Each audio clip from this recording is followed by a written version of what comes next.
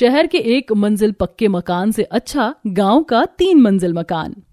अरे कौन सी कलमुही ने सुबह सुबह मेरा मूड खराब करने का ठेका ले रखा है। विदिशा, तूने ये कूड़ा मेरे दरवाजे पर क्यों डाला है? मेरा दरवाजा तुझे कूड़ेदान दिखता है? मैं क्यों तुम्हारे दरवाजे पर कूड़ा डालूंगी? कुछ भी बकवास मत करो सुबह सुबह। ओहो, तेवर तो देखो इनके। मेरे सामने हाथ में झाड़ू लेकर झाड़ू लगा रही और सारा कूड़ा मेरे दरवाजे पर डाल दिया, और फिर भी सरासर झूठ बोले जा रही है। अरे झाड़ू लगा रही, इसका मतलब ये थोड़ी ना है कि मैंने कूड़ा फेंका है। हवा चल रही है तो चला गया होगा उड़ के। हवा चले या जो भी हो, तेरा कूड़ा है ना जो मेरी तरफ आया है, तो अब इसे साफ कर। मैं क्यों साफ करूं? हवा की वजह से कूड़ा वहां गया, मैंने जानबूझकर थोड़ी ना वहां कूड़ा डाला है। विदिशा और शिल्पा आपस में लड़ रहे होते हैं कि तभी वहां पे अक्कू आ जाती है। अरे बस बस विदिशा, क्यों चिल्ला रही है इतना? ला दे मुझे झाड़ू, मैं साफ कर देती हूँ। तू क्यों साफ करेगी? कोई साफ नहीं करेगा। अगर कोई है जो साफ करेगा तो वो ये खुद है। अक्कू विदिशा के हाथ से झाड़ू छीन के और कूड़ा साफ कर देती है। अब आइंदा याद रहे कि मेरे दरवाजे पर गलती से भी कचरा ना आए, वरना तो अगली बार तुझे छोड़ूंगी नहीं मैं। इतना बोल के शिल्पा वहां से चली जाती है। तूने क्यों कचरा साफ किया? अरे जाने देना विदिशा, चल नदी के किनारे चलते हैं, वहां बैठ के खाएंगे तो तेरा मूड सही हो जाएगा। हाँ, ये हो सकता है। दोनों दोस्त साथ में नदी के किनारे पहुंचती हैं। नदी के इस किनारे गांव था जहां अक्कू और विदिशा रहती थी। वहीं दूसरी तरफ चमक दमक से भरा शहर था जो नदी के इस किनारे से साफ तौर पे दिखता था। आज मौसम बहुत अच्छा है, हवा भी अच्छी चल रही है और पकौड़े भी बहुत स्वादिष्ट थे। हाँ, क्या हो गया मैडम, कहाँ खो गई? कुछ नहीं, बस नदी के उस किनारे को देख रही थी। कहीं फिर से शहर जाने का ख्याल तो नहीं आ रहा? तुझे तो पता है ना कि इस गांव में रह के पक चुकी हूँ। शहर जाने के लिए मैं कुछ भी कर सकती हूँ, बस भगवान किसी तरह मुझे शहर में भेज दे। तो पापा से कह दे कि तेरी शादी करवा दे शहर में। कहाँ यार, पापा का मानना है कि गांव के लड़के अच्छे और संस्कारी होते। उन्होंने तो कहा है कि शादी गांव के लड़के से ही करवाएंगे। अचानक विदिशा का फोन बजता है। हेलो, हाँ माँ। कहाँ चली गई झाड़ू लगाते लगाते? माँ, वो मैं नदी के पास तक आ गई थी अक्कू के साथ, बस अभी आई। जल्दी आ, बहुत काम पड़ा है। जी माँ। चल चल अक्कू, चलना पड़ेगा, अब माँ गुस्सा हो रही है। हाँ हाँ, चलते हैं। अक्कू और विदिशा घर जा रहे होते हैं कि रास्ते में उन्हें अक्कू के बचपन का दोस्त वैभव मिल जाता है। अरे अक्कू, तुम? वैभव, ये तुम हो? तुम लोग बात करो, फिर मैं चलती हूँ। चल ठीक है, मिलते हैं फिर। इतना कह के विदिशा वहां से चली जाती है। तो फिर यहाँ कैसे आना हुआ वैभव? तुम इसी गांव में रहते हो क्या? अरे नहीं नहीं, मैं तो आज यहाँ कुछ काम से आया था। रहने को तो मैं सामने जो शहर दिख रहा है वहां रहता हूँ। शहर में? वाह, वैसे किस काम से गांव में आना हुआ? कुछ नहीं, बस हर साल शिकायत आती है कि नदी का पानी बारिश के मौसम में घरों में आता है। घर भी 1 मंजिला होने की वजह से यहाँ के लोगों को बहुत तकलीफ होती है, तो इसलिए बांध वगैरह बनाने के सिलसिले में ही आया था। ओहो, लगता है बहुत अच्छी नौकरी लग गई है। हाँ, नौकरी तो अच्छी लग गई है, अब बस पसंद की पत्नी मिल जाए तो लाइफ सेट है। बहुत अच्छे वैभव, तुम्हारी वाइफ सच में बहुत लकी होगी। तो तुम लकी बनना चाहोगी क्या? हाँ अक्कू, मैं तुम्हें स्कूल्स में ही बताना चाहता था, लेकिन नहीं बता पाया कि मैं तुम्हें बहुत पसंद करता हूँ और आज भी करता हूँ। क्या तुम मुझसे शादी करोगी? इसने तो मुझे डायरेक्ट शादी के लिए ही बोल दिया, क्या करूं? ये शहर में रहता है, अच्छा कमाता है, इससे अच्छा मौका नहीं मिलेगा मुझे बाद में। वैसे भी पापा मेरी कभी ऐसे लड़के से शादी नहीं कराएंगे। वैभव, मैं शादी तो कर लूंगी लेकिन मेरे घर वाले नहीं मानेंगे। तो चलो हम भाग के शादी कर लेते हैं, बाद में उन्हें मना लेंगे। हाँ, ये कर सकते हैं। तो ठीक है, आज रात में ही तुम नदी के किनारे वाले मंदिर में मिलना, हम आज रात को ही शादी कर लेंगे। हाँ ठीक है। रात में अक्कू और वैभव भाग के शादी कर लेते हैं। शादी के बाद अक्कू अपने घर फोन करके बता देती है और फिर उसके बाद शहर चली जाती है। क्या हुआ जी, आप ऐसे क्यों खड़े हैं? किसका फोन था? सब ठीक है ना? कुछ नहीं, कुछ ठीक नहीं है पूनम। हमारी बिटिया ने भाग के किसी शहर के लड़के से शादी कर ली, उसका ही फोन आया था। क्या? ये नहीं हो सकता, ये नहीं हो सकता। उसने हमारी इज्जत मिट्टी में मिला दी। मैं उसे कभी माफ नहीं करूंगा, कभी माफ नहीं करूंगा। आप शांत हो जाइए, संभालिए अपने आप को, आइए इधर। पूनम सदानंद को जैसे जैसे समझाती है। अगली सुबह होती है, लेकिन इस दिन बहुत तेज बारिश हो रही थी। आसमान में भी काले बादल थे और नदी का पानी भी धीरे धीरे घरों के पास आ रहा था। विष्णु भाई कुछ करना पड़ेगा, पानी बढ़ता ही जा रहा है। अगर फिर से घर तक पानी आया तो बहुत नुकसान हो जाएगा। मुश्किल से जो 1 मंजिला घर बना हुआ है तबाह हो जाएगा वो भी। हाँ, बात तो तुम सही कह रहे हो। हालात देखकर तो यही लगता है कि पिछले साल की तरह ही कहीं तबाही ना हो। हमें पहले से ही तैयार रहने की जरूरत है। चलो गांव वालों को इकट्ठा करते हैं और सरपंच की मीटिंग बुलाते हैं। गांव वाले सरपंच की मीटिंग बुलाते हैं। सरपंच का गांव नदी के पास ही था। बारिश होने की वजह से मीटिंग सरपंच के घर के बाहर के आंगन में ही रखी जाती है। अरे सरपंच जी कुछ करिए, अगर इस साल भी पानी घर में आया तो बर्बाद हो जाएंगे। सुशील, तुमसे ज्यादा चिंता मुझे है। मेरा घर नदी के पास ही है। देखा जाए तो खतरा मेरे ऊपर ही ज्यादा है। आप सभी चिंता मत करिए, हम सोच विचार के हल निकालते हैं। अगर आपके दिमाग में कोई विचार आता है तो आप हमें बताइए। अगर वो काम लायक हुआ तो हम जरूर उस पर काम करेंगे। सभी गांव वाले अब सोचने लगते हैं कि नदी के पानी के नुकसान से कैसे बचा जाए। सोचते सोचते ही विष्णु की नजर सामने के शहर पर जाती है। वो देखो सुशील भाई, शहर में सब कैसे नीचे से ऊपर वाली मंजिल में अपना सामान लेकर जा रहे हैं। उनका बढ़िया है, जब भी नदी का पानी बढ़ा तुरंत से ऊपर वाली मंजिल पर चले गए। मंजिल? अरे मंजिल से याद आया कि हम भी तो 2 या 3 मंजिल घर बनवा के नदी के पानी से बच सकते हैं। हाँ सरपंच जी, मिल गया आइडिया। क्या आइडिया है, बताओ। देखिए, जैसे शहर में सबका 4 तल्ला 5 तल्ला मकान होता है, तो जब नदी का पानी बढ़ता है तो कैसे सब लोग ऊपर वाली मंजिल में चले जाते हैं। क्यों ना उसी तरह हम लोग भी अपने 1 मंजिल घर को 2 मंजिल या फिर 3 मंजिल मकान में बदल दें। लेकिन एक दिक्कत है इसमें, इतना पैसा अचानक कहाँ से आएगा? ये सरपंच कब काम आएगा? देखिए आप सब, विष्णु के आइडिया से हम सब नदी के पानी से अपना बचाव कर सकते हैं। और हाँ, हम सब अपने घर मिट्टी के ही बनाएंगे। सिर्फ नीचे की 3 फुट दीवार ही पक्की और मजबूत बनाई जाएगी और उसका पैसा आप सबको फंड से मिलेगा। अरे वाह सरपंच साहब, आपकी बहुत कृपा होगी। तो ठीक है, मेरे पास जो ट्रक है उसको मैं जंगल से बांस लाने के लिए इस्तेमाल कर दूंगा। हाँ, अगर हमें अपने गांव को नदी के पानी से बचाना है तो हमें मिलकर एकता के साथ इस काम में सहयोग करना होगा। सरकार भी अपनी पूरी कोशिश करके नदी के किनारे बांध बनवा रही है। अरे हाँ, सुना है बांध बनाने के लिए कोई अफसर शहर से आया था। उसी से तो सरनंद की बेटी ने भाग के शादी कर ली। मेरी विनती है कि किसी के भी आपसी मतभेद में दखल अंदाजी न करें। अभी जो समस्या आई है उस पर ध्यान दें। मैं भी जल्द से जल्द बात करके आज ही सभी सामान जैसे कि मोरंग, बालू, गिट्टी और ईंटें मंगवा कर गाँव में जगह जगह पर गिरवा दूंगा, जिससे आप लोग घर के नीचे की दीवार पक्की करा सके। अरे खेतों में मिट्टी में लेकर आ जाऊंगा अपने ट्रक से, और मैं पुआल ले आऊंगा अपनी गाड़ी से। लो भाई, बाकी चीजों का भी बंदोबस्त हो गया। अब जल्द से जल्द हम सब काम पर लग जाते हैं। सभी गांव वाले अब अपना घर बनाने के लिए काम पर लग जाते हैं। कुछ वक्त गुजरता है। अब अक्कू भी अपने ससुराल पहुंचकर पूरी तरह बदल जाती है। अक्कू, तेरे किसी भी रस्म में तेरे घर वालों ने अपनी शक्ल नहीं दिखाई। समाज में हमारी इज्जत खराब हुई। मेहरबानी करके अपने घर से किसी को तो बुला ले, जिससे मैं मिल सकूं और मोहल्ले में भी लोग देख सकें कि तेरे मायके में भी लोग हैं।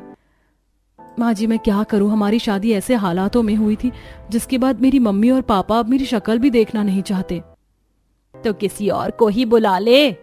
हाँ, मेरी एक दोस्त थी, मैं उसे बुला सकती हूँ। वैसे वो गांव की है, गंवार जैसी है थोड़ी, लेकिन उसके अलावा कोई ऑप्शन नहीं है मेरे पास। अच्छा, बुला ले, बाद में जो होगा सो होगा। ठीक है, मैं अभी उसे फोन करती हूँ। अक्कू विदिशा को फोन लगाती है। फोन उठता है। हेलो, कौन? विदिशा, मैं अक्कू। आज इसे मेरी याद कहाँ से आ गई? जब शादी की थी तब तो एक बार भी याद नहीं आई। कैसी है विदिशा? ठीक हूँ, तू कैसी है? और आज मेरी याद कैसे आ गई? अरे शहर आ गई हूँ तो दोस्त को भूल जाऊंगी क्या? विदिशा, तुझसे मिलने का बहुत मन है। मेरे घर आना, मुझे बहुत अच्छा लगेगा। नहीं नहीं अक्कू, मैं अभी नहीं आ पाऊंगी।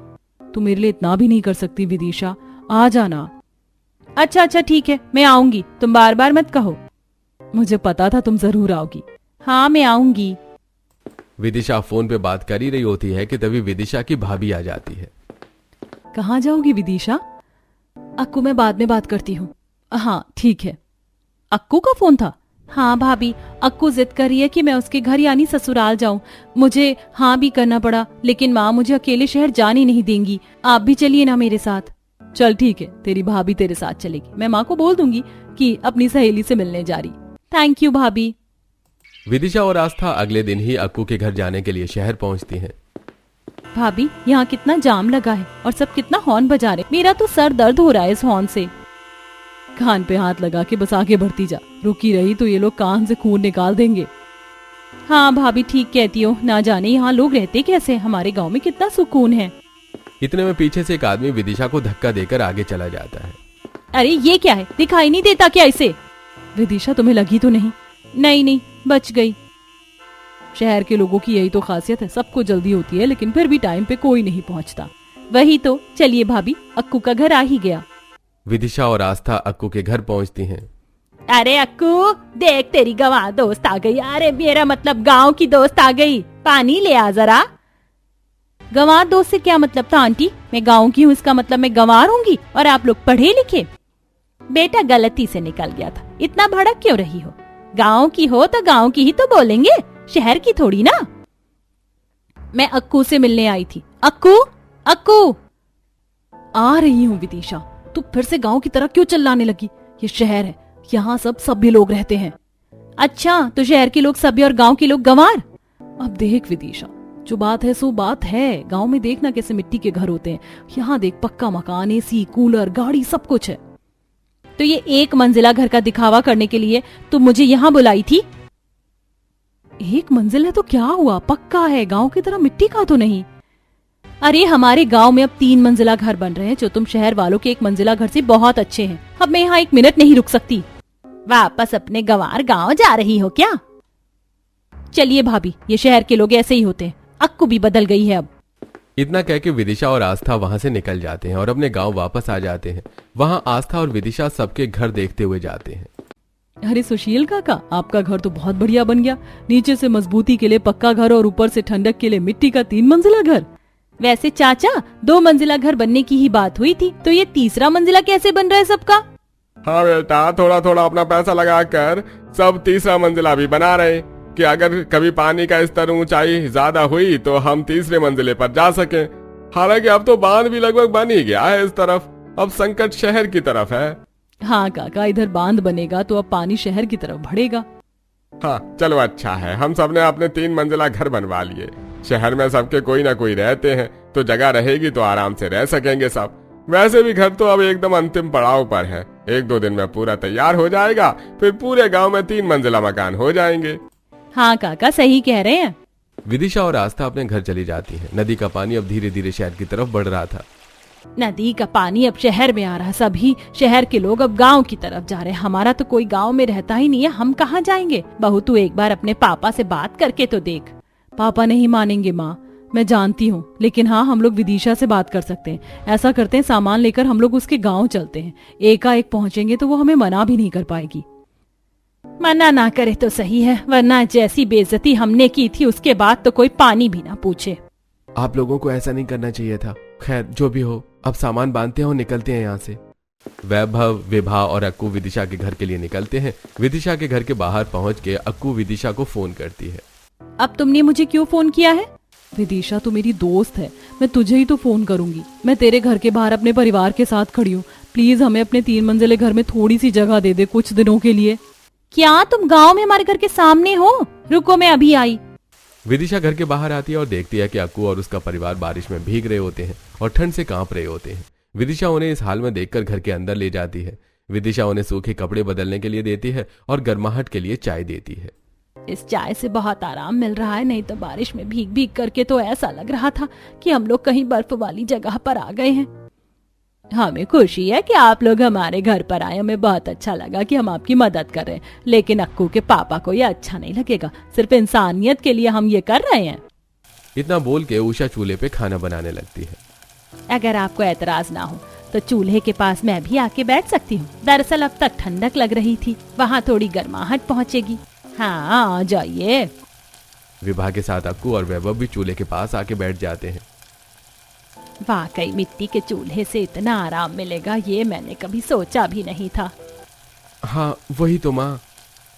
अगला दिन आता है और गांव में हल्की धूप आ जाती है। एक तरफ विदिशा अपनी माँ के साथ खाना बना रही थी, वहीं दूसरी तरफ वैभव, विभा और अक्कू बैठ के बातें कर रही थी।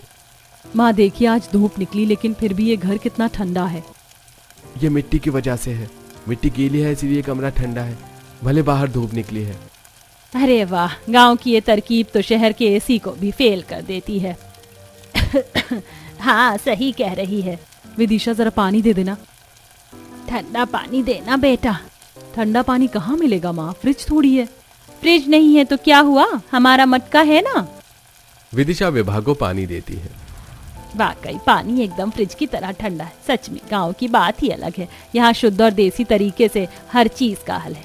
देखना तो ये है कि मिट्टी का ही घर है, लेकिन कोई कहेगा कि मिट्टी का घर भी इतने कमाल का हो सकता है। हाँ माँ सच में, विदिशा हमें माफ कर देना। उस दिन जब तू हमारे घर आई थी तो हमें तेरे साथ ऐसा व्यवहार नहीं करना चाहिए था। तेरा घर कितना अच्छा है, तुम्हारे 3 मंजिले के घर के आगे हमारे 1 मंजिल का घर कुछ भी नहीं है। हो सके तो हमें माफ कर देना विदिशा। कोई बात नहीं, तुम्हें गांव की अहमियत का एहसास हो गया, मेरे लिए इतना ही काफी है। बस अब गांव की अहमियत को कभी कम मत होने देना।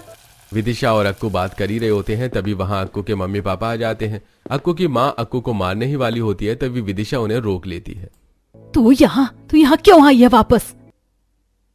रुक जाइए आंटी, आप प्लीज आराम से बात करिए अक्कू से। अरे इसने कौन सा महान काम किया है कि हम इससे आराम से बात करें। अंकल मुझे पता है कि अक्कू ने जो किया वो गलत है, लेकिन अब जो होना था वो तो हो गया ना। अच्छा यही रहेगा कि आप इसे अपना लें और जिंदगी में आगे बढ़ें। वैसे भी आप तो यही चाहते थे ना कि आपकी बेटी खुश रहे, तो वो अपने परिवार के साथ खुश है अब।